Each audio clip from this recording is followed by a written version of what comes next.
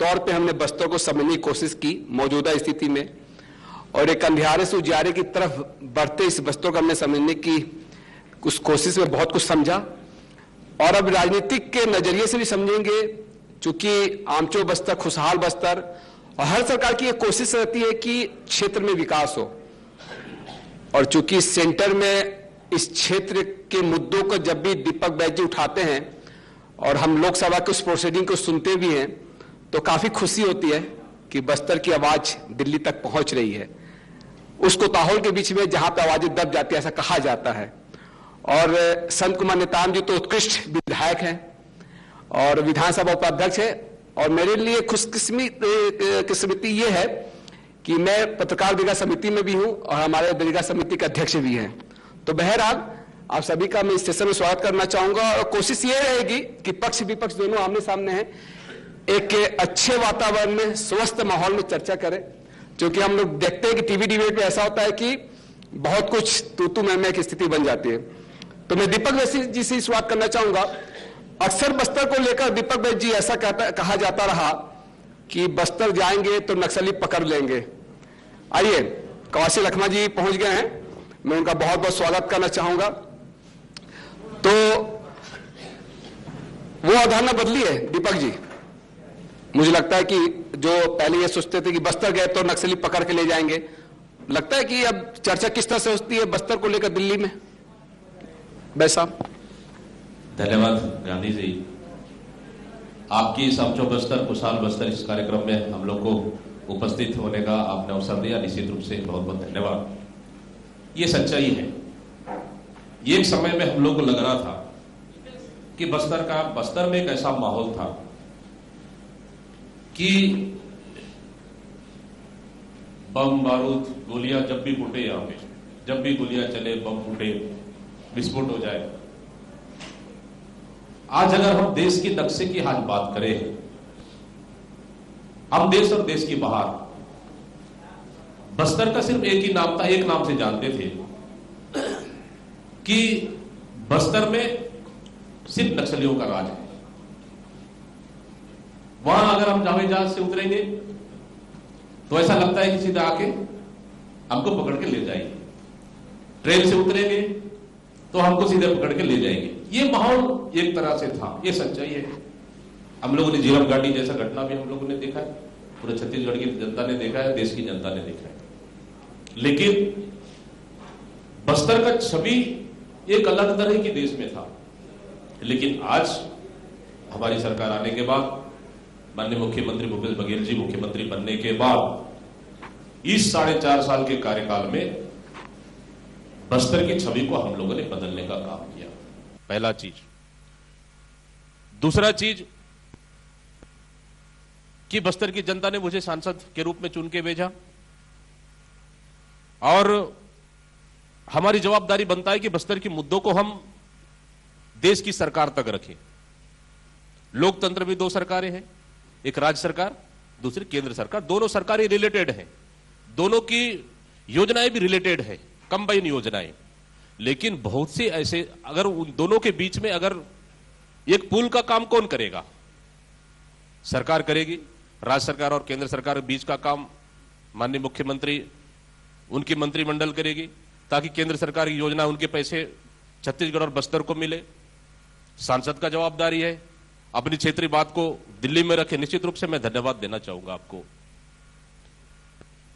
कि सौभाग्य हूं मैं इस दंतेश्वरी की धरती पे उनके आशीर्वाद से उनके इस धरती में सेवा करने का अवसर मिला, और उसका हम लोग कर्ज निभा रहे हैं। निश्चित रूप से इससे पहले बार मैं आपका बात सुन रहा था कि अमीर धरती के लोग, अमीर धरती के गरीब लोग, ये सच्चाई था। ये उनको, आप शायद किन्हीं को क्वेश्चन था इधर, वो बिल्कुल सच्चाई था। लेकिन यही है कि हम लोग इस मैटर पे बेहतर काम किया। आईजी साहब बिल्कुल बोल रहे थे, सही बोल रहे थे। विश्वास, विकास और सुरक्षा, ये 3 मैटर है हमारा। ये छत्तीसगढ़ सरकार की 3 मंत्र है। इस मंत्र को माननीय मुख्यमंत्री भूपेश बघेल जी ने दृढ़ साथ निभाए। आज उसी का नतीजा है कि एक समय में हम पिछली सरकार की बात करें, स्वभाव कश्यप जी भी हम वरिष्ठ नेता है, एमएलए भी थे, और मद्दी साहब थे हमारे वन निगम मंडल के चेयरमैन थे, वो भी वरिष्ठ नेता है भारतीय जनता पार्टी के। हेलीकॉप्टर में हमारी मंत्रियां दौरा करते थे, सांसद नहीं जा पाते थे बाई रूट, एमएलए नहीं जा पाते थे बाई रूट। चंदन कश्यप जी की गोली चला, इनके काफिले पे गोली चली, तब भी आज ये नारायणपुर विधानसभा में इतने अति संवेदनशील होने के बाद भी आज बाई रोड जा रहे हैं। सांसद होने के नाते में माननीय मंत्री जी सुकमा कभी जाना हो बाई रोड जाता हूं मैं, दंतेवाड़ा बाई रोड, बीजापुर भोपालपट्टनम तक बाई रोड में जाता हूं। देखिए रिस्क है, लेकिन रिस्क के अलावा आज कहीं ना कहीं हमारी सरकार ने इस मोर्चे पे बेहतर काम किया है। आज कहीं ना कहीं एक समय में रोड में आकर गाड़ियां चेक करते थे, लेकिन आज रोड में नहीं है। मैं नहीं बोलता हूं मैं समाप्त हुए हैं, मैं कभी नहीं बोल रहा हूं समाप्त हुए, कम हुए हैं, पीछे ढकेलने का काम हुआ है। घटनाएं एक समय में, एक महीने में, हर दिन घटनाएं होती थी, आज साल में 1 से 2 बड़ी घटनाएं हो रही है। तो कहीं ना कहीं कहा जाए निश्चित रूप से हमारी सरकार माननीय मुख्यमंत्री भूपेश बघेल जी के नेतृत्व में बेहतर काम हुआ है। हमारी बस्तर की बात करें, बेहतर काम हुआ है, लोगों के जनजीवन के लिए बेहतर काम हुआ है, लोगों के जीवन को बदलने का काम किए। इसके अलावा लोगों का विश्वास, विकास और सुरक्षा, ये 3 मंत्र पे हमारी सरकार ने काम किया है। उसी का नतीजा है आज इंद्रुडी क्षेत्रों में हम स्वास्थ्य क्षेत्र के मामले में हमारी टीम वहां पहुंच रही है, एजुकेशन के मामले में टीम पहुंच रही है। आज हमारे पास स्कूल बिल्डिंग नहीं गिर रहे हैं। आप पिछले समय देखेंगे ना, पिछले समय देखेंगे पूरे स्कूल बिल्डिंग, अस्पताल बिल्डिंग, जो भी बिल्डिंग है सब कोई स्ट्रक्चर नहीं है अंदर में। लेकिन आज अगर हम गांव में जाते हैं तो आज स्कूल बिल्डिंग की मांग होती है, स्वास्थ्य बिल्डिंग की मांग होती है, और आज हम लोग हेल्थ और एजुकेशन के मामले में अंदर क्षेत्र में पहुंच चुके। राशन पीडीएस भवन नहीं है, पीडीएस नहीं पहुंच पा रहा था, हम पीडीएस पहुंचा रहे हैं। तो कहीं ना कहीं निश्चित रूप से बस्तर बदल रहा है, और इस बस्तर को बदलने में हमारी सरकार माननीय मुख्यमंत्री भूपेश बघेल जी का महत्वपूर्ण विशेष योगदान है। और ये सिर्फ हमारी सरकार का है ही, लेकिन सरकार के अंग कौन है? उधर माननीय मंत्री जी बैठे, प्रभारी मंत्री हमारे, विधायक है हमारे विधायक भी है और उपाध्यक्ष भी है। ये हमारी पूरी टीम सामंजस्य बना के कोई बस्तर की बात हो, माननीय मुख्यमंत्री साथ हम लोग मिल बैठ के बात करते हैं। हमारी बात कभी नहीं, विपक्ष भी है, बिल्कुल हम तो उनको स्वागत करते हैं, हमारे साथ चले, बस्तर के विकास बात करें। मैं एक चीज और कहूंगा, पिछले समय जब मैं पहली बार, हम लोग एमएलए थे, हमारे दादी हमारे सीनियर नेता थे, हम लोग एमएलए साथ बन गए। मैं यहाँ के मंत्रियों से मैं कहता था बस्तर की बात है, मिलके करना चाहिए, सरकार आपकी है, कोई दिक्कत नहीं, सरकार के अंदर हम लोग भी, बस्तर की बात है मिलके करना चाहिए। कोई दिन ऐसा प्लान करिए कि आप और हम मिलके बैठ के बात करें, ताकि हम कोई बस्तर के लिए एक नया रास्ता निकाल सके। हम लोगों ने सुझाव देते थे, लेकिन हमारा सुझाव कौन मानेगा? नहीं मानते थे। लेकिन आज हम कह रहे हैं, हमारे मुख्यमंत्री भूपेश बघेल जी इसलिए आज जो बोल रहे हैं ना, आज एक पुजारी से पूछ रहे हैं, गांव का पटेल, गांव का सरपंच, गांव का पुजारी, गांव के कोतवाल, उनसे पूछ रहे हैं हम बस्तर का विकास कैसा करना चाहिए, हम ये नक्सल समस्या कैसे समाधान करना चाहिए। ये तो विश्वास, विकास और सुरक्षा, ये तो मेन कारण है। उसी का नतीजा है निश्चित रूप से इस 4.5 साल में कम नहीं हुए, लेकिन हम लोगों ने समाप्त नहीं हुए, लेकिन हमारी सरकार ने कम बहुत ज्यादा हुए, और उसके अलावा बहुत ही ज्यादा बैकफुट में है, ये इनकार नहीं किया सकते। ये बेहतर काम किया बस्तर के, इसलिए तो हम कहते हैं आज लोग बिल्कुल निडर होके जाते हैं, रात को 12 बजे जाते हैं। एक समय सुकमा जाने में लोग डरते थे, बीजापुर जाने में लोग डरते थे, आज 12 बजे रात को जा रहे हैं। जब एक समय हम लोग माननीय मंत्री जी सुकमा में हम लोग गए थे, सीएम साहब को वहां के व्यापारियों ने कहा कि साहब हमको सुकमा और बीजापुर जैसे क्षेत्र में, इसलिए हम लोग बेटी देने को हमको तैयार नहीं होते थे, लेकिन आज हमको हमारा रिश्ता जुड़ रहा है। सुकमा से हम बेटी दे रहे हैं बाहर, और बाहर से सुकमा से हम बेटी ला रहे हैं। ये चीज माननीय मुख्यमंत्री ने कहा, मुख्यमंत्री को कहा लोगों ने, मतलब कितना बड़ा कॉन्फिडेंस बन चुकी है। देखिए ये सबसे बड़ा चीज है। इसलिए मैं कहता हूं निश्चित रूप से बस्तर बदल रहा है, लेकिन बस्तर पूरी तरह बदला नहीं, ये भी बात बोल रहा हूं, बस्तर पूरी तरह बदला नहीं है, बदलना भी बाकी है। हमारा 5 साल लगभग, विकास एक सतत चलने वाली प्रक्रिया है। हाँ, मुझे लगता है कि एक विकास भी हो जाएगा तो विकास के पहिया थमने से बिल्कुल। तो स्वभाव कश्यप साहब, चूंकि आप काफी वरिष्ठ भी है, आपने लोकतंत्र को मजबूत करने में एक अहम भूमिका भी निभाई, और जिस तरह से दीपक बैनर्जी जी काफी दमदाई से बहुत सारी बातें कहे गए, तो विकास एक सतत चलने वाली प्रक्रिया है, ठीक है, और 4.5 साल के तमाम विकास को गिनाते भी नजर आए। लेकिन ये भी बात सत्य है कि पहले स्कूल बंद होते भी रहे, अब स्कूल खुल भी रहे, ये सरकार पुरजोर तरीके से कह रही है। कश्यप साहब, सबसे पहले आपको और आपके कार्यक्रम के लिए आपको बहुत बहुत धन्यवाद। और जो ऑडियंस है, जो हमारे सम्मानित लोग हैं, उनको भी मेरे तरफ से साधुवाद और अभिवादन। दीपक जी कुल मिला के अपने सरकार का पक्ष रख रहे थे। ये उनकी मजबूरी भी है, क्योंकि बार वो कम से कम 10 बार मुकेश बघेल जी का नाम लिया। अच्छी बात है। लखमा जी का भी नाम लिया। लखमा जी का आखिरी में एक बार नाम लिए नहीं, वो तो उसमें चलिए, अच्छी बात है।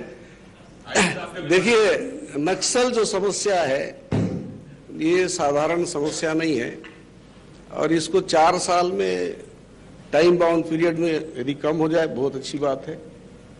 मगर ये समस्या हमारे बस्तर में लगभग 50 साल के आसपास हो रहा है।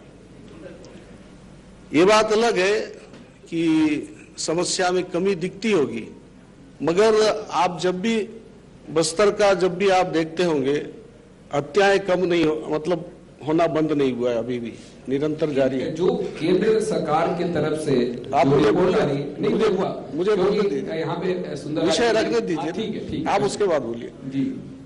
देखिए, निरंतर हत्याएं बंद नहीं हुई है, अभी भी चालू है। और नक्सल जो गतिविधि को अंजाम देना चाहते हैं वो बराबर अंजाम देते हैं। वो निश्चित रूप से जो भी करना चाहते हो, जिसको अगवा करना चाहते कर लेते हैं, रास्ता बंद करना कर लेते हैं। कमी अभी भी नहीं आई है। इसलिए मेरा ये आग्रह है, इस मामले को खास करके नक्सल मामले को, इसमें जो हकीकत है उस पे अपन को कायम रहना चाहिए, सभी को, आपको भी और हमको भी। क्योंकि ये समस्या कोई बीजेपी और कांग्रेस की समस्या नहीं है। इसलिए मेरा आग्रह है कि राजनीति से ऊपर उठ के जब भी हम नक्सल विषय पे बात करते हैं, बात होनी चाहिए और सबको मिलकर प्रयास करने की आवश्यकता है। केवल भूपेश बघेल, रमन सिंह और नरेंद्र मोदी के कहने से काम नहीं चलेगा। हम बस्तर के लोगों को और साथ में समाज को भी इसमें इन्वॉल्व होना पड़ेगा। जब तक समाज के लोग, प्रबुद्ध लोग इसमें शामिल नहीं होंगे, नक्सल समस्या समाप्त नहीं होने वाली है। इसलिए मेरा आग्रह है सांसद जी आपसे कि ठीक है, आप सरकार की प्रशंसा करिए, कोई दिक्कत नहीं, करना भी चाहिए आपको, क्योंकि आपके जगह में हम भी होते तो ही काम करते हैं। क्योंकि भूपेश बघेल, हम चाहते हैं कि नक्सल मामले में इसका आपको ध्यान होगा, जब विधानसभा में था, क्लोज डोर डिस्कशन हुआ था गांधी जी, आपको मालूम है मुझे। कई बार हुआ। नहीं, मेरे समय की बात कर रहा हूं। अजीत जोगी जी और हमारे लखमा दादी वगैरह सब उसमें शामिल हुए थे जी, और एक सकारात्मक चर्चा हुई थी और लगातार इस पे काम हो रहा है। लेकिन दुर्भाग्य है कि ये समस्या आज भी हम सब के लिए चिंता का विषय भी बना हुआ है। तो इसलिए मैं तो यही चाहूंगा कि हम जब भी नक्सल की बात करते हैं, आपने एक अच्छा कहा कि इस सब मामलों में एक आप सहमति होना चाहिए, बहुत अच्छी बात है, होना चाहिए। लेकिन इसके लिए कब प्रयास हुए हैं? कभी होते नहीं है।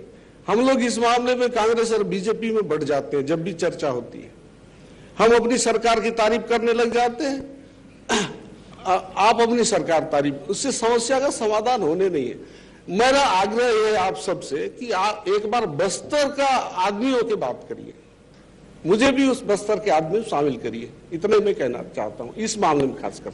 चलिए, मैं आऊंगा या संत कुमार नेताम जी के पास, उसके पहले श्रीनिवास मंत्री जी के पास आना चाहूंगा।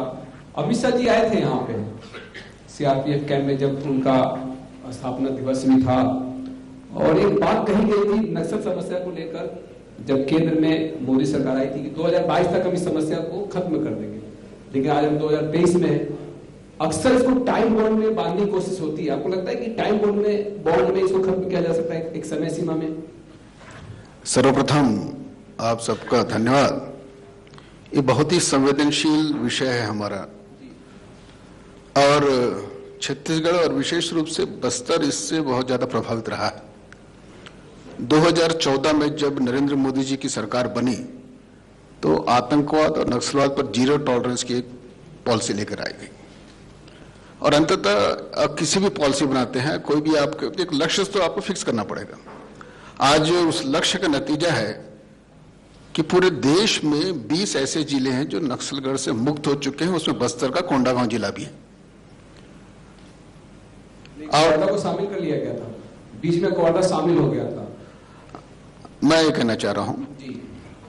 और जिस तेजी से अमित शाह जी गृह मंत्री होने के नाते और माननीय प्रधानमंत्री जी का जो एक सोच है कि सभी नक्सली क्षेत्र को नक्सलवाद से मुक्त करना, और दुर्भाग्य से हम इसमें ज्यादा पीड़ित रहे हैं।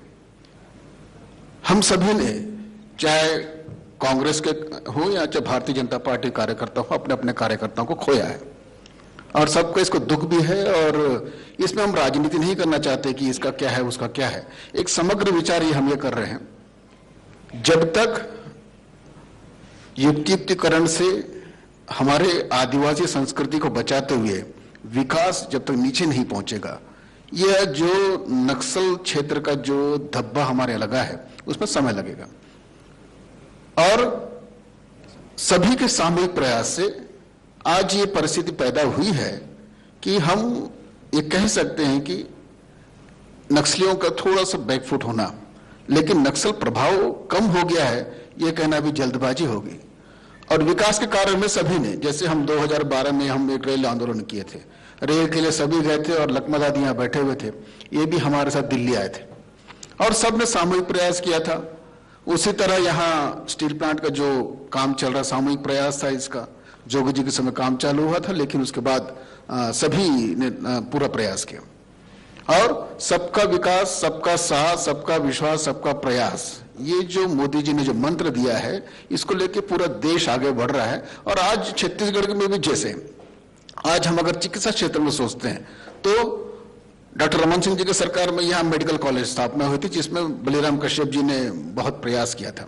हमारे दो ऐसे पुरधा नेता रहे हैं, बलिराम कश्यप जी और महेंद्र कर्मा जी, दोनों विपरीत दलों में होते हुए भी, विपरीत विचारधारा के साथ होते हुए भी बस्तर के विकास में एक साथ सोचते थे। इसमें कोई दो मत किसी को नहीं होना चाहिए, और दुर्भाग्य से दोनों नहीं है।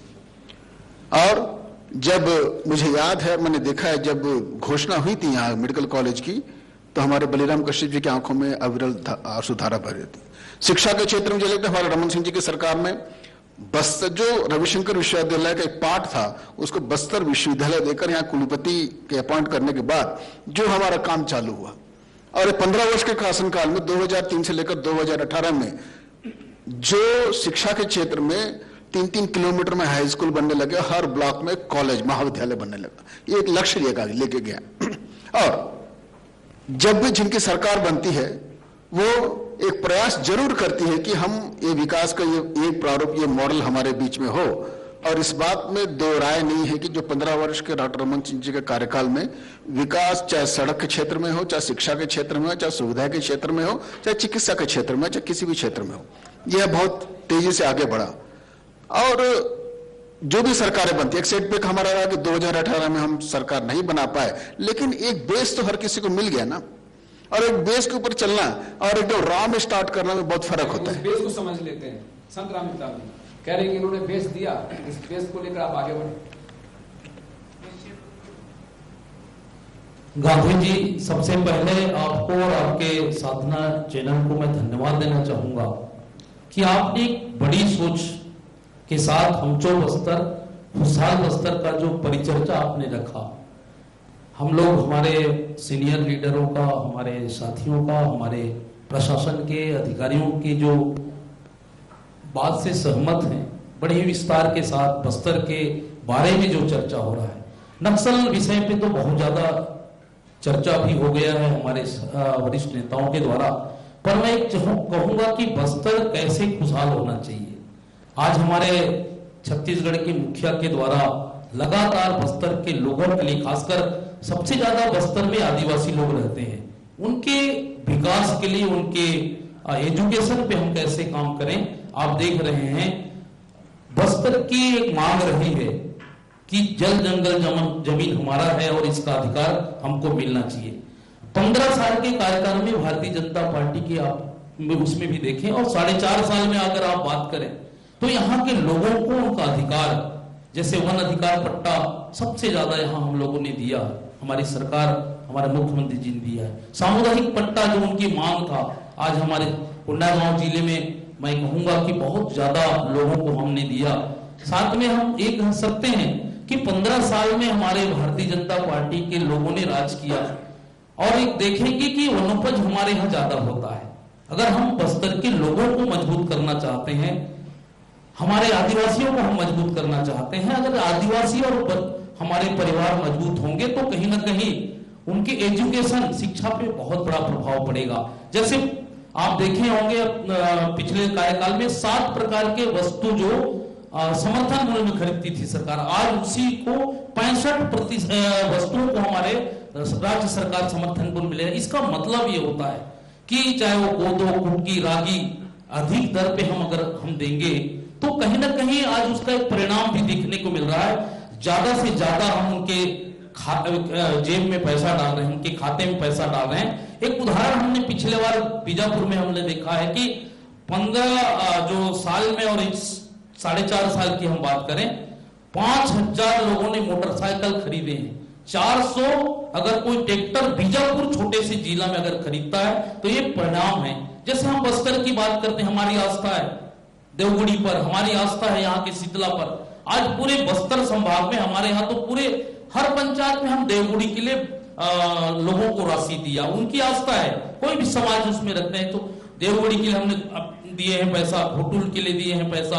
आप देख लीजिए, हम एजुकेशन की हम बात करेंगे कि पिछले सरकार में हम लोग विधानसभा में हमारे सांसद जी भी रहे, आज तो दिल्ली चले गए। हम लोग साउथ में रह के आवाज उठाते थे कि दिल्ली यही है लेकिन हमारे सांसद जी हमारे साथ विधायक बने और दिल्ली चले गए, पर हम लोग जो विधानसभा में बात को रखते थे कि बस्तर में 3000 स्कूल को बंद कर दिए। आज देखिए माननीय मुख्यमंत्री की सोच, यहाँ स्कूल भी हम खोल रहे हैं, हमारी सरकार खोल रही है, हमारे मंत्री जी बैठे हैं, उनके पहल से स्वामी आत्मानंद इंग्लिश मीडियम, ये बहुत बड़ी सोच मुख्यमंत्री जी और हमारे मंत्री जी को मैं धन्यवाद देना चाहता हूं कि बस्तर को हम कैसे आगे ले जा सकते हैं। सबसे पहले अगर हम बात करें, अगर हम बस्तर को अगर अच्छा देखना चाहते हैं, बस्तर को खुशहाल देखना चाहते हैं, तो हम शिक्षा पर ज्यादा जोर देना चाहते हैं। यहाँ के बच्चे अगर यूपीएससी पीएससी में अगर जाएंगे, आज हमारे कोनगुड़ जैसे जगह में आज स्वामी आत्मानंद इंग्लिश मीडियम खुला है। हम ये सोच नहीं सकते कि हम अधिक पैसे में, हम विधायक हैं, मंत्री हैं, अफसर के या बड़े पैसे वाले लोग ही प्राइवेट स्कूल में इंग्लिश मीडियम में बात करते हैं, पढ़ते थे। पर हम जब दूसरे प्रदेश में हम जाते हैं, हमको भाषा बोली का बहुत दिक्कत। वहां जब हम तमिलनाडु में जाएंगे, मद्रास में जाते हैं, वहां पर एक रिक्शा वाला, पान ठेला वाला, टैक्सी वाला अंग्रेजी में बात करता है, और हम डबल MM ही हैं, पर भी हम उस इंग्लिश में बात नहीं कर पाते। आज देखिए, लेकिन एक चीज कहना चाहूंगा कि कर्नाटक गए थे दादी, वो तो अपनी भाषा में समझा है कर्नाटक में, नो तो सभी भाषा और बोली का ज्ञान है हमारे माननीय को, उनको तो कोई फैल ही नहीं कर सकता।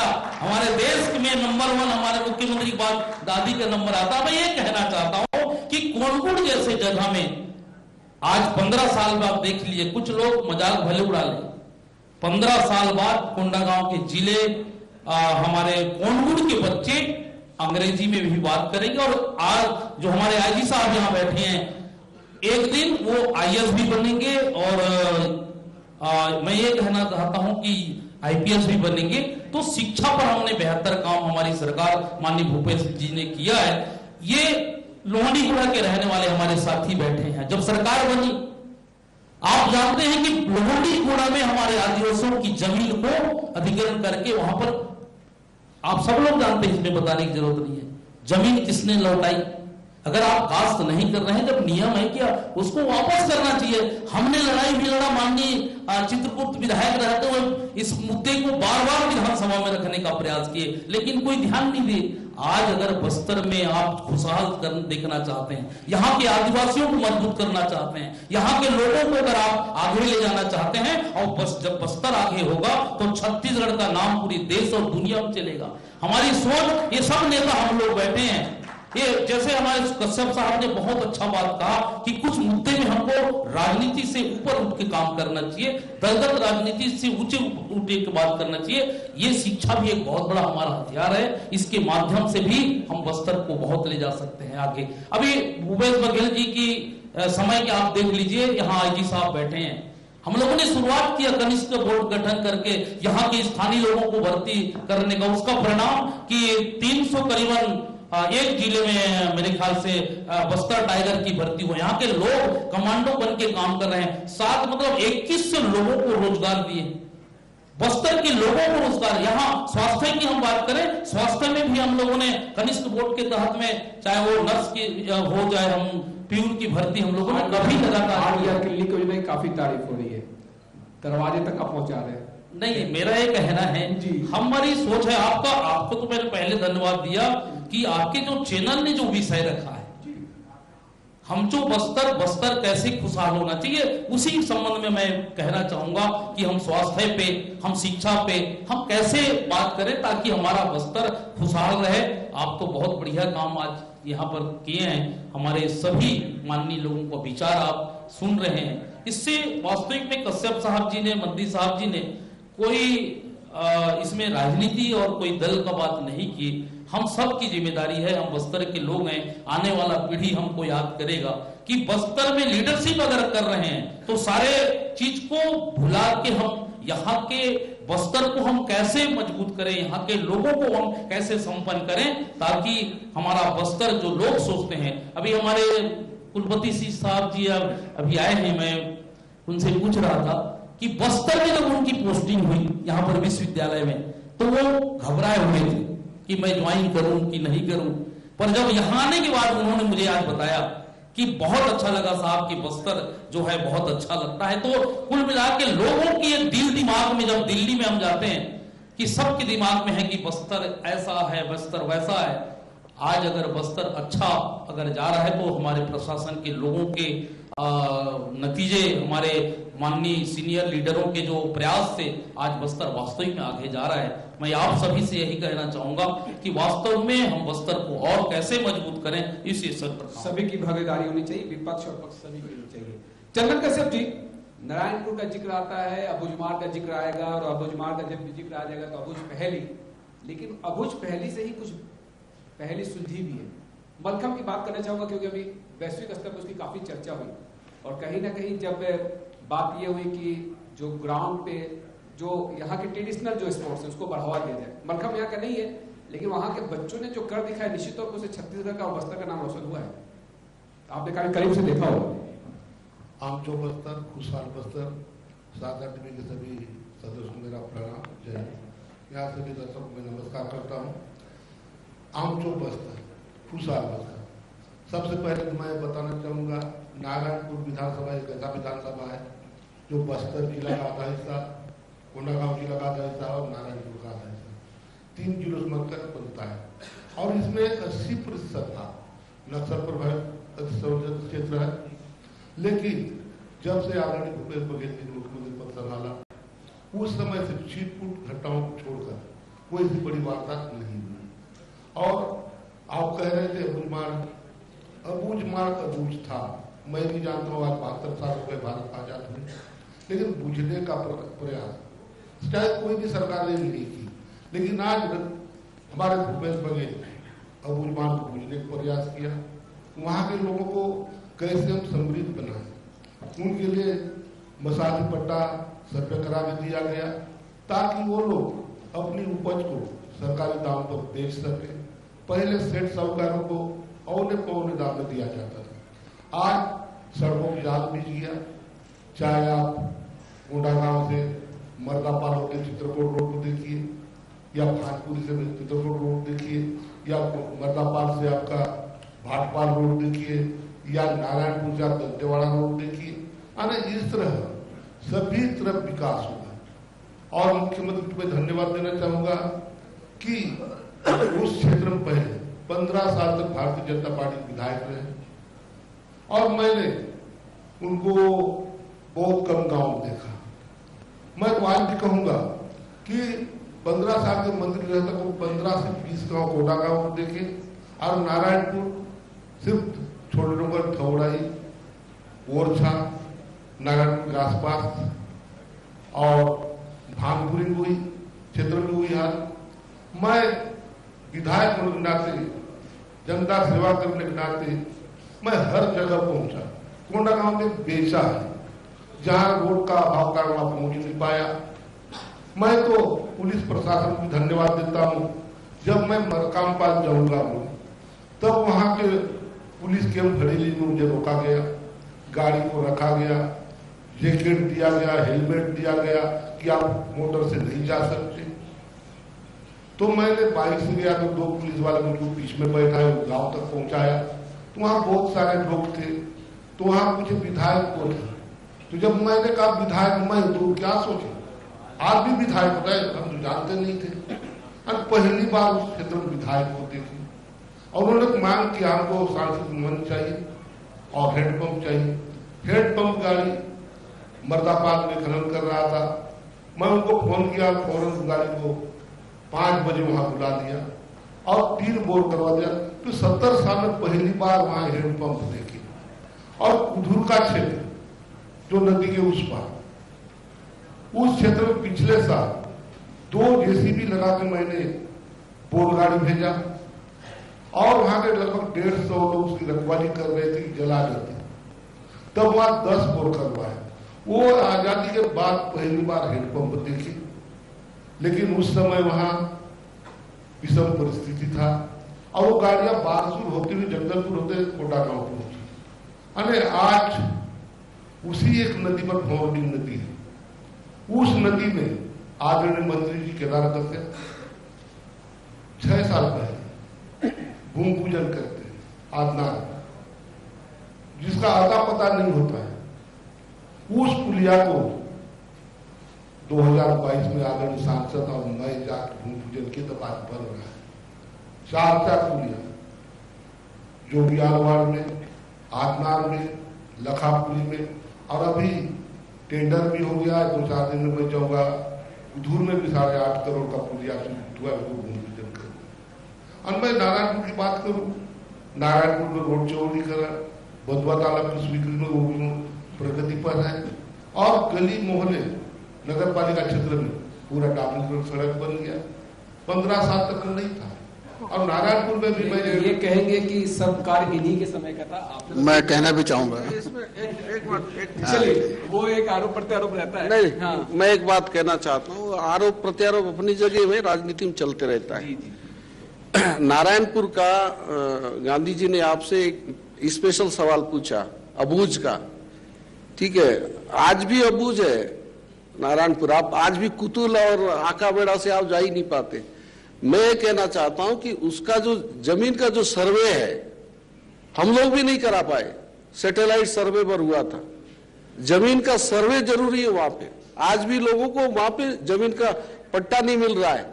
यदि कोई अपराध होता है तो नारायणपुर से लोगों को क्या बोलते हैं, जमानत के लिए पट्टा लेना पड़ता है। ये स्थिति को बदलना चाहिए। बता देना चाहूंगा, मैं उस क्षेत्र का विधायक और जहां तक हम मुख्यमंत्री के साथ छोटोंगर भी भेंट मुलाकात कर गया था, वहां कितने लोग पटावट साथ आपको मालूम नहीं है। कोई मालूम, मैं कह रहा हूं कि वहां पर सर्वे हुआ, 11,000 लोगों को पट्टा दिया गया है। हम दादी भी बता सकते हैं, हमारे संतराम नेता भी बता सकते हैं, क्योंकि जब मैं पहले ही कह चुका हूँ। धन्यवाद कर रहे हैं उसके लिए। अबूझ मार्ग को बूझने का प्रयास किया तो सिर्फ भूपेश बघेल ने किया। एक विषय शादी पट्टा दिए और विकास की गंगा बनी। मैं तो कभी भी कह रहा हूँ। चलिए मंत्री जी कुछ ऐड कर रहे हैं। हाँ, चंदन जी को मैं एक विषय इनको धन्यवाद देना चाहता हूं। इन्होंने जो सड़कों के बारे में बोला था उसमें अधिकांश वो सड़कें थी जो 2018 के बनने के पहले बन चुकी थी। उसके लिए आपको धन्यवाद, आपको बहुत बहुत धन्यवाद, आपने उस विषय को किया। दूसरा विषय देखिए, पहले अबूझमाड़ क्षेत्र के लिए लोग चावल लेने के लिए 55 किलोमीटर 50 किलोमीटर तक आते थे। वो आज 18 से 20 किलोमीटर चलते हैं और ये 2018 के पहले हुआ। नारायणपुर का जिला हमारे डॉक्टर रमन सिंह जी के कार्यकाल में नारायणपुर जिला बना। आपका बीजापुर जो जिला है उसी समय का बना हुआ है, उसका कोंडागांव जिला और उसका सुकमा जिला। जब जिला बनता है तो इंफ्रास्ट्रक्चर और जो विकेंद्रीकरण होता है, विकेंद्रीकरण होता है तो उसमें डेवलपमेंट के बहुत सारे चांसेस होते हैं। और ये कहना कि 2018 के बाद यहाँ पूरा एकदम शस्य श्यामला हो गया है और पहले कुछ भी नहीं था, ये सर्वथा गलत है, सही नहीं है। मैं कहना चाहूँगा, यदि विकास करना ही था, 15 साल वहाँ के विधायक मंत्री हुआ करते थे, लेकिन एक भी तहसील, एक भी हॉस्पिटल अंदर में नहीं बना। लेकिन 4-4.5 साल कार्यकाल में आदरणीय भूपेश बघेल ने कोहका बेटा, छोटे डोगर, मर्दापाल, भानपुरी तहसील बनाया। और मैं आपको बता दूं, मैं पढ़ रहा था, शुरू नौकरी कर रहा था, उप तहसील आदरणीय बलराम कदम ने खोला। कहाँ चल रहा था आपको मालूम है कि बताऊं? वो भी जगदलपुर। आप जरूर बताइए, आपको बताने का हक भी है, आप जरूर बताइए, बात बताने का हक भी है। जगदलपुर में चल रहा था, बता रहा हूँ आपको। और आदरणीय बलराम जी मंत्री थे, उस बात केदार कश्यप सांसद थे, मंत्री थे, दिनेश कश्यप सांसद थे। जब बस्तर तहसील बना तो उप तहसील कहाँ चल रहा था? बस्तर में। कभी भानपुरी उसको लाने का प्रयास नहीं किया। उस तहसील लाया हुए भानपुरी तो लोग हंसे, ये तो बलराम कश्यप तहसील बना दिया, मैं दिखा दिया बना के।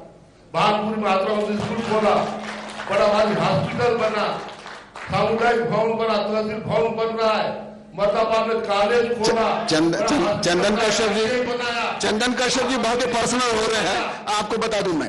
फिंगर टिप्स पे है उनके। हाँ, अब जो काम पहले हो चुके हैं उसको तो सुनने में क्या प्रॉब्लम है। दूसरी बात यह है, आपको तो मालूम होगा ना पोटा केबिन किसके कार्यकाल में बने हुए थे, काम क्या हो रहा था। और वह पोटा केबिन में जो सुदूर क्षेत्रों में जो लोग नहीं कर पाते थे, ना पढ़ाई कर पाते थे, वो आपके क्षेत्र में पोटा केबिन लाके तो शिक्षा के स्तर को बढ़ाया गया। और दूसरी बात 2000 के बाद जो हमारे जो छत्तीसगढ़ बना, उस समय क्या परिस्थितियां रही है, और उसके बाद 2003 के बाद जो रमन सिंह जी की सरकार बनी थी, उसके बाद बस्तर की क्या परिस्थिति है, इस चीज का जरूर आकलन होना चाहिए। उसके बिना ये पूरा डिस्कस ही अनौंस हो जाएगा। चर्चा करना है मुझे, और चूंकि आप थोड़ा हालिया घटनाक्रम में चर्चा कर लेते हैं। लगातार केंद्रीय मंत्री आ रहे हैं, अभी दादी ने एक बहुत बड़ा बयान दे दिया था, राष्ट्रीय स्तर पर चर्चा होती रही। बस्तर में क्या धर्मांतरण मुद्दा अहम है क्या दीपक बैज जी? क्योंकि राजनाथ सिंह जी खुले मन से देखिए, बस्तर में कोई धर्मांतरण का मुद्दा नहीं है, बीजेपी तो उठा रही है। हाँ, वो उठा रहे, उनको चुनाव लड़ना है, चुनाव जीतना है, इसलिए उठा रहे। देखिए, क्या धर्मांतरण 15 साल की सरकार में नहीं हुआ? आज अगर भेजरी पदर की हम बात करें, भेजरी पदर घटना, कुछ भी घटना होता है, इन लोग को उसको बड़ा बनाने का कोशिश करते हैं।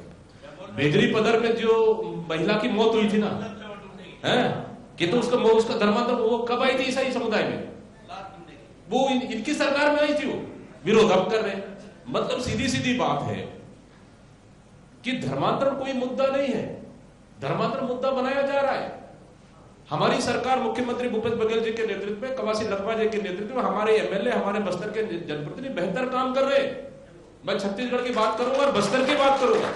मैंने उसी चीज को कहा कि बस्तर बदल रहा है, और बदलते बस्तर को, ये बस्तर के लोगों का सपना था कि बस्तर बदले। कब तक हम दहशत की जिंदगी जिएंगे, कब तक हम उस डर के माहौल में जिएंगे? बस्तर बदल रहा है। लेकिन देखिए, हम हार वादे किए, किसानों के मामले में, युवाओं के मामले में जो वादे हम नहीं किए। चैत्रा मटाम जी बैठे, हम 6 डायरेक्ट फैक्ट्री खोल दिए, हम बाहर से कपड़ा लाके हम दंतेवाड़ा बस्तर में पहनते थे, आज हमारी कपड़ा बेंगलोर जा रही है। इमली हमारी कहां जाती थी? हमारी बस्तर की इमली आंध्र प्रदेश, तेलंगाना, वहां चारू पानी पी के हम लोग जब वहां जाने, हम लोग चारू पानी पी रहे हमारी इमली को। आज इमली फैक्ट्री बना है, इमली आज हमारा पूरे देश में आज पूरे इमली बिक रहा है हमारा।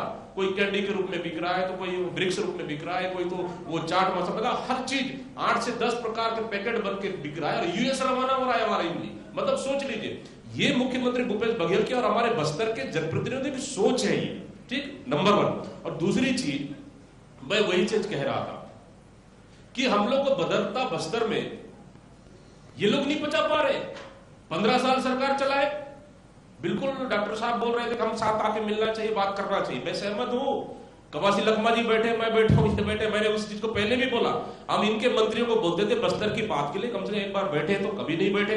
हम तो बोलना चाह रहे, एनएमडीसी का मुद्दा है, आ जाइए आप बैठिए, हमारे मुख्यमंत्री से बात करें, मिलिए, हम आपसे मुख्यमंत्री चर्चा करते हैं, प्रधानमंत्री से आप समय लीजिए, मैं सांसद हूं, मैं समय लेता हूं, आप चलिए बात करते हैं, निजीकरण नहीं होना चाहिए। नक्सल मुद्दे पे बात करते हैं, आप साथ में हैं तो कोई दिक्कत नहीं, मत दीजिए, मत रोकिए, बोलने दीजिए, ये हो गया ठीक।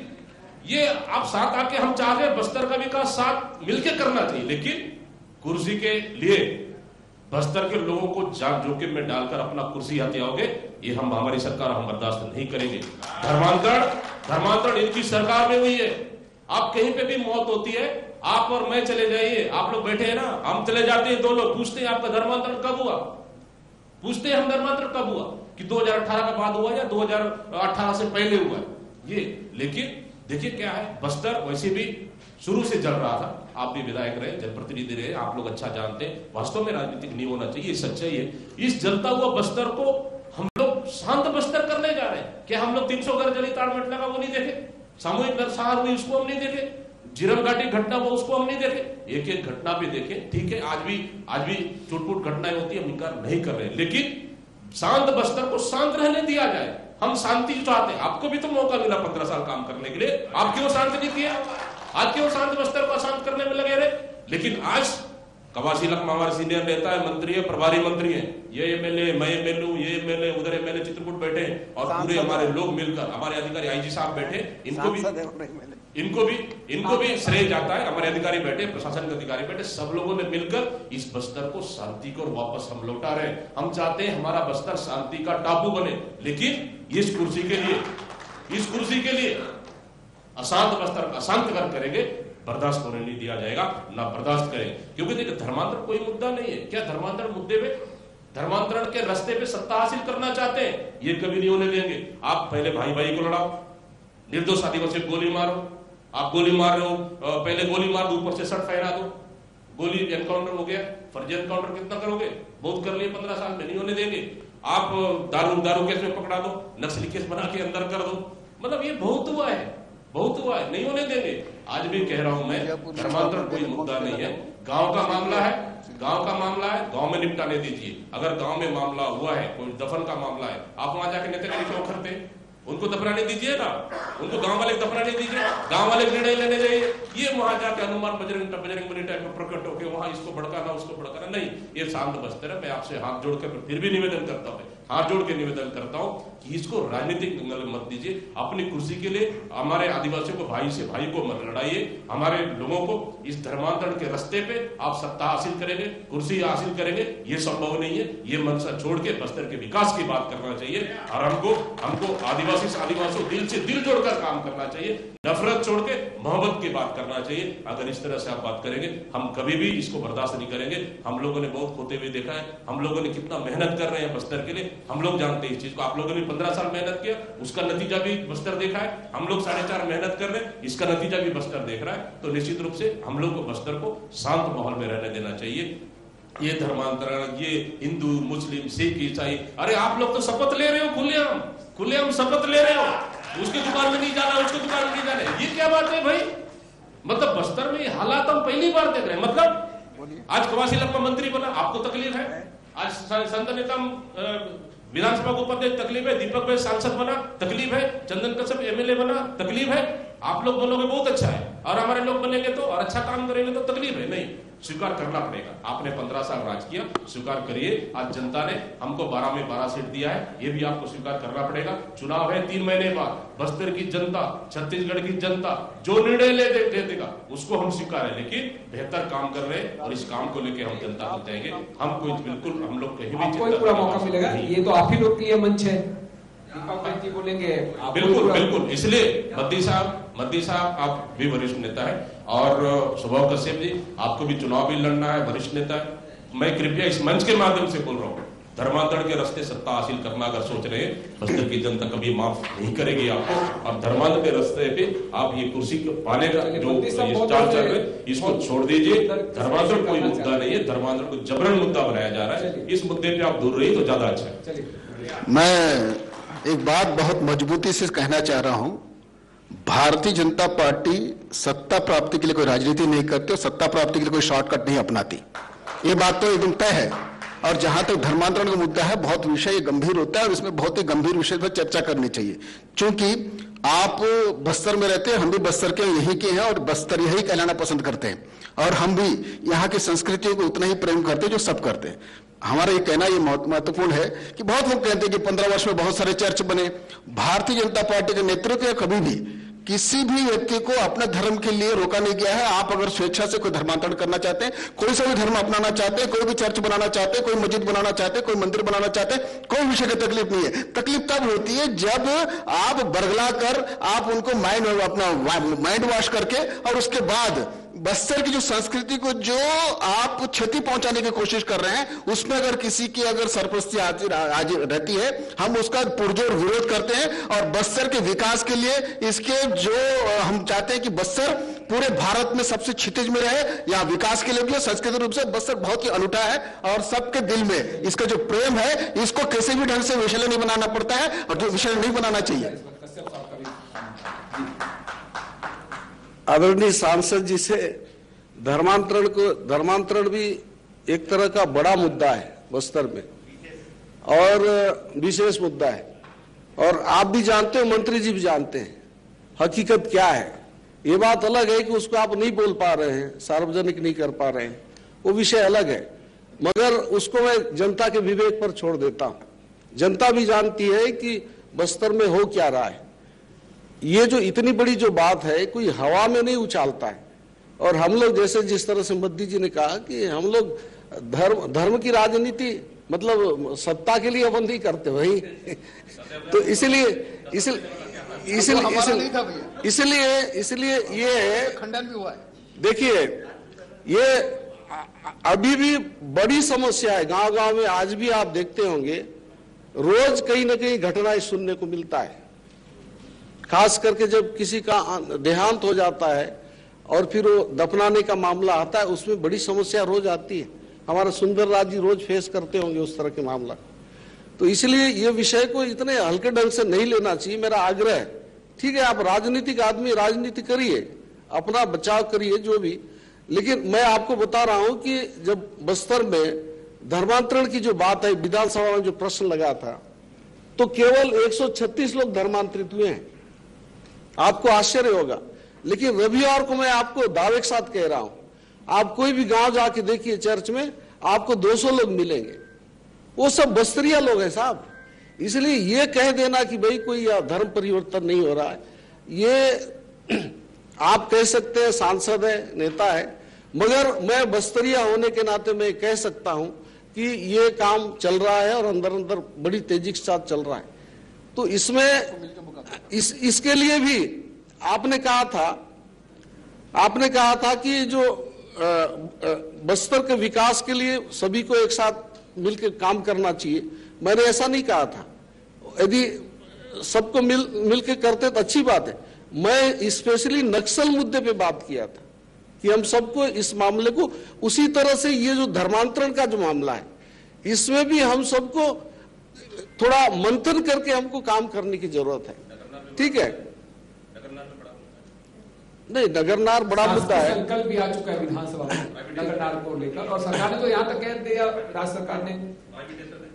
चलिए, नहीं, ठीक है, उसमें वो विषय बहुत बार आया है, लेकिन धर्मांतरण का मामला जिसमें हमारे जो बस्तर के लोग प्रभावित हो रहे हैं, ये इसमें इसलिए इसको भी अपन को जिस तरह से नक्सल एंगल को हम देख रहे हैं, उसी तरह से इस विषय को लेके ये बताइए कि क्या इस चुनाव में धर्मांतरण एक अहम मुद्दा रहेगा बीजेपी के लिए? नहीं, हम धर्मांतरण हमारा कोई विषय नहीं रहा है। हमारा जो विषय है, हम विकास के मुद्दे पे राजनीति करते हैं, काम के आधार पे हम राजनीति करते हैं। काम वर्सेस 4.5 साल, बिल्कुल हम काम के आधार, हमने जो किया है उसको आधार बना के हम लोगों के पास जाते हैं और लोगों से निवेदन करते हैं। ये धर्मांतरण हमारा विषय कभी नहीं रहा। ये मैं स्पष्ट तौर से आपसे कह रहा हूँ। दिल्ली के पूरे नेता के धर्मांतरण की बात करते हैं यहाँ पे। चलिए, संतराम नेताम जी, बहुत सी बातें हुई, आपके नजरिए से थोड़ा समझ लेते हैं धर्म को, धर्मांतरण को। आदरणीय गांधी जी, धर्मांतरण हम लोग नहीं चाहते कि होना चाहिए, हम इसके खिलाफ में हैं। पर मैं माननीय दोनों ही नेताओं से कहना चाहूंगा एक भी ऐसी प्रकरण ला दीजिए।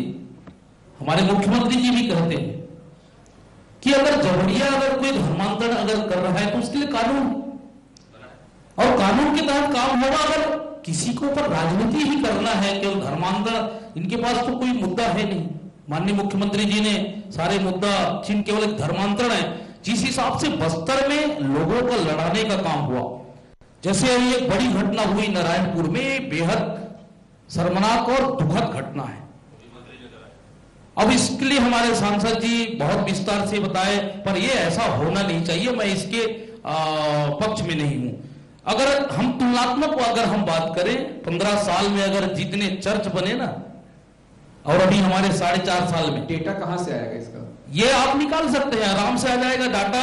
ये इनके देख लीजिए, ये धर्मांतरण कोई ऐसा नहीं है कि हम लोगों ने कराया है। अगर चर्च, अगर सबसे ज्यादा भारतीय जनता पार्टी के कार्यकाल में चर्च बना है, और आज अभी देखेंगे हमारे मुख्यमंत्री जी की स्पष्ट कहना है, पर इसको केवल राजनीति करना है और केवल मुद्दा बनाना है। और बस्तर को, जैसे आपने खुशहाल की बात कहे हैं, आज बस्तर वास्तव में अशांत, बहुत बड़ी ये घटना होती है। जैसे हमारे कश्यप साहब ने कहा कि जब किसी की मौत हो जाती है तो गांव में एक बवाल मच जाता है।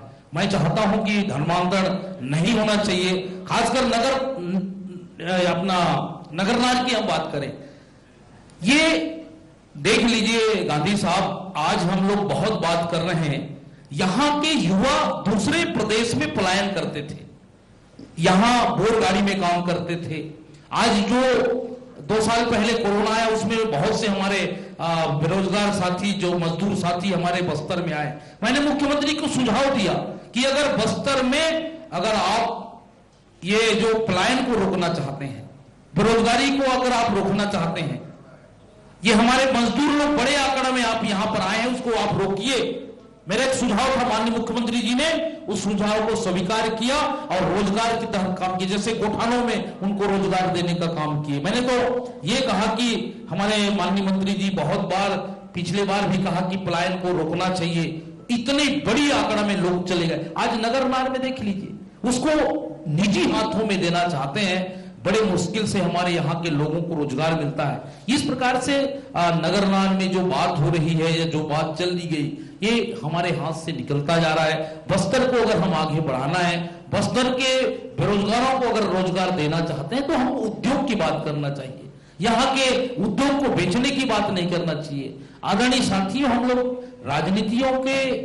राजनीति के चक्कर में आके हम लोग बहुत से जो धर्मांतरण के जो मुद्दे हैं, हमारे क्षेत्र में भी बहुत लोग गए, कई लोग जेल भी चले गए। आखिर नुकसान किसका है? ये मैं कहना चाहूंगा कि धर्मांतरण पर हम सभी लोगों के निगाह है, और जबरिया हम लोग अगर कहीं, अगर ऐसे आपके हमारे विपक्ष के साथी अगर है, तो उसको कानून पे चाहिए, उसको मुद्दा बना के अशांत बस्तर नहीं करना चाहिए, समय समझता है। चलिए दीपक भाई जी, नगरनार का मुद्दा बार बार आ रहा है, और छत्तीसगढ़ विधानसभा में एक अशासकीय संकल्प भी लाया गया था कि अगर केंद्र सरकार इसका प्राइवेट करेगी चाहे, तो हम इसको खरीद लेंगे, इस तरह की बात हुई। दिल्ली में क्या बात होती है इसको लेकर? देखिए, दिल्ली में तो अब तो दिल्ली में तो आप देख रहे हैं, मोदी सरकार का ये भी एजेंडा है कि जितने भी हमारे पास नवरत्न कंपनियां हैं, सबको प्राइवेटाइजेशन करो, हम दो हमारे दो। एयरपोर्ट बिक गया, रेलवे बिक गया, बहुत से हमारे विशाखापट्टनम का स्टील प्लांट बिक गया, इसकी भी बोली लगने वाला है। पिछले आदिवासी समाज बैठक रखी थी, हम लोग गए थे, इनको भी बुलाए थे, एक आदमी नहीं आया। इसलिए तो मैं कह रहा था, हम तो चाह रहे हैं बस्तर के विकास के लिए साथ में बैठ के काम करें, लेकिन ये सेंट्रल गवर्नमेंट का स्कीम है, आपको पहल करना पड़ेगा। आप जब समाज बुलाएगी, वहां के जो नगरनार की जनता बुलाएगी, आप नहीं जाओगे, समाज बुलाएगी, नहीं आओगे। हम तो गए थे भाई, हम तो चाहते हैं कि प्राइवेटाइजेशन रुके, प्राइवेटाइजेशन नहीं होना चाहिए। ये बस्तर की जनता की गाड़ी कमाई का पैसा है कि उद्योगपतियों को देंगे, हम नहीं देंगे उद्योगपतियों को। हमारी सरकार ने, हमारे छत्तीसगढ़ की सरकार विधानसभा में शासकीय संकल्प पास किए, माननीय कवासी लखमा जी लाए उसको, हम सेंट्रल गवर्नमेंट को भेजे वहां कि हमको अगर आप बेचना ही चाह रहे हो तो आप राज्य सरकार को दे दो। लेकिन सेंट्रल गवर्नमेंट ने कितने चालाकी के साथ जब उनको क्या बोलना चाहिए, उनको नीलामी करना है, अपने उद्योग को बेचने के लिए नीलामी करना है, तो स्टेट गवर्नमेंट को उसमें भाग लेने से बाहर कर दिया, मतलब एक क्लॉज से उनको बाहर कर दिए, सीधे सीधी, मतलब नियत साफ नहीं है। देखिए हम लोग, सब लोगों ने, आपकी मेहनत भी है, सब लोगों की मेहनत है, नगरनार स्टील प्लांट खड़ी हो रही है, निश्चित रूप से बस्तर के युवाओं को, जमीन प्रभावितों को, यहाँ के लोगों को बेरोजगार नौकरी मिलेगी, हमारा सपना है। क्यों चला नहीं सकती है सरकार? आज तक तो चलाते आ रही थी, 75 साल तक तो चलाते आ रही थी, आज क्यों नहीं चला रही? आज कितने घाटे में, क्यों घाटे में? सवाल नहीं, आपकी नियत साफ नहीं है। अगर आप वास्तव में नगरनार को बचाना चाहते हैं, खुले मैदान में आइए, मैं तो चाह रहा मत दीजिए, अभी बाइट दे दीजिए, नगरनार बेचना गलत है, आपकी हिम्मत है तो दे दीजिए, सुबह को से बजे आज दे दीजिए, यहीं पे अभी दे दीजिए स्टेट में। देखिए क्या है, इस मुद्दे पे आप मौन है, आप नहीं चाहते कि केंद्र सरकार खिलाफ में जाए, आप नहीं चाहते जनता की लड़ाई साथ में रहे, आप नहीं चाहते कि बस्तर के विकास की बात हो, आप नहीं चाहते कि ये बिकना चाहिए, आप चाहते, आप सिर्फ आपकी जो है ना नरेंद्र मोदी जो बोल दिए आप वही चाहते हैं। लेकिन मैं 1 मिनट रुकना चाहता हूं, लेकिन मैं स्पष्ट करना चाहता हूं कि भारतीय जनता पार्टी के सभी नेता, सभी कार्यकर्ता ये चाहते हैं कि नगरनार निजी हाथों में ना जाए, ये मैं स्पष्ट रूप से मंच में कह रहा हूं। और दूसरी बात, और इसके लिए अगर आप कहते हैं हमने प्रयास नहीं किया है तो इसके बारे में या तो जानकारी नहीं है, चाहे हमारे सभी नेता, चूंकि मैं बहुत बड़ा कार्यकर्ता नहीं हूं, लेकिन हमारे जो भी जितने बड़े नेता, चाहे पूर्व मंत्री रहे, चाहे हमारी सरकार थी तब से सांसद रहे हैं, चाहे केदार कश्यप जी हैं, चाहे जितने भी विधायक रहे, सभी ने, चाहे इस्पात मंत्रालय में मोदी जी के पास हमने पहुंचा है कि बस्तर की जो भावना ये है कि नगरनार इस्पात संयंत्र को निजीकरण नहीं होना चाहिए, ये हमने बोला है। दूसरी बात, आप ये कहते हैं कि आपके जो आंदोलन हम शामिल नहीं होते हैं, आपके किसी भी राजनीतिक आंदोलन हम शामिल नहीं होंगे। बस्तर के विकास के लिए कुछ भी बात होगा, सर्वत्र है, सब जगह उपलब्ध है, लेकिन अगर आपकी अपेक्षा राजनीतिक है, इसमें हम सोचते हैं हम शामिल हो जाए, तो आप हमेशा अगर राजनीति करना चाहेंगे तो गलत है। गांधी साहब, मुझे लगता है आज पहली बार खुल के बोले मोदी साहब, लेकिन नहीं होना चाहिए, हाँ नहीं होना चाहिए, पहली बार खुल के बोले। अगर कोई मीडिया वाला तो लिख दो इनको, नहीं, मैं बोल रहा हूं ना, मोदी साहब ने कहा, लेकिन ना मुझे लगता है आज बोलने के बाद ना रात भर आप सोच में पड़ जाएंगे, क्योंकि आपकी टिकट के दावेदार है, कोई फर्क नहीं पड़ता। बस्तर के विकास के सामने एक टिकट कोई महत्व नहीं रखता है, कोई से भी चीज महत्व नहीं रखता। दूसरी चीज, गांधी साहब, एक मिनट मैं अपनी बात खत्म कर रहा हूँ।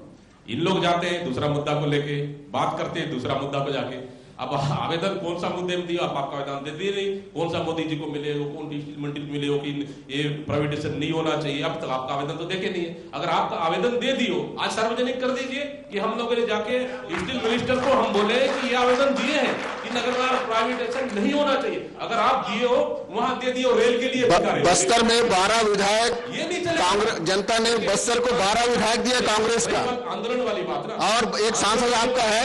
आप कितने बार गए हो 12 विधायक और सांसद मिलके, और पूरे के लोग वहां से इस चीज को लेकर आप अपने डेलीगेशन लेकर कितने बार गए हैं, इसका बारे में होना चाहिए। चलिए ना, स्वागत है आपका, जनता ने आपको चुना, आप अपना फर्ज निभाइए, नेतृत्व आप करो, हम आपके साथ चले जाए। और उस दिन ना बोले नहीं हम प्रधानमंत्री मोदी जी को प्राइवेटाइजेशन नहीं होना चाहिए। और दूसरी चीज, मैं तो चाह रहा हूँ ना, कल ही नगरनार का लेकर बघेल यार डेट फाइनल कर दो, इनको ले जाकर धरना दिलवा देना वहां पे नगर बघेल जी, ठीक है, कल जाके इनके झंडे में ही धरना दिलवा। अभी हम लोगों ने सुपर स्पेशलिटी हॉस्पिटल के लिए पूरा का पूरा हमने धरना दिया है। और एक बात बता देता हूं, 2000 जब अटल जी की सरकार थी और उसके बाद हमारे केंद्र में हमारी सरकार थी, तब भी हम लोगों ने रेल के आंदोलन हमने किया था, केंद्र में हमारी सरकार थी। बस्तर का कोई मुद्दा होगा, जनता के सर्वोपरि है, केंद्र में कोई भी सरकार हो, बस्तर की इतना आवाज उठाना हम पीछे नहीं हटेंगे। आप सुन रहे हैं यहाँ पे ना, वो आप मैं समझता हूँ 20 तारीख के अंदर ना, 20 तारीख से पहले हम लोग लोकसभा सत्र 20 से पहले एक मीटिंग जरूर बुला लेना सब लोग को एक साथ, फिर उस दिन देखते हैं कौन आता है नहीं आता है। चलिए, तो तमाम बिंदुओं पर चर्चा हुई और मैं आप सभी का बहुत बहुत धन्यवाद करना चाहूंगा इस बेहद खास चर्चा में। स्मृति जी, मेरा आग्रह साधना न्यूज के मैनेजिंग एडिटर श्री गांधी जी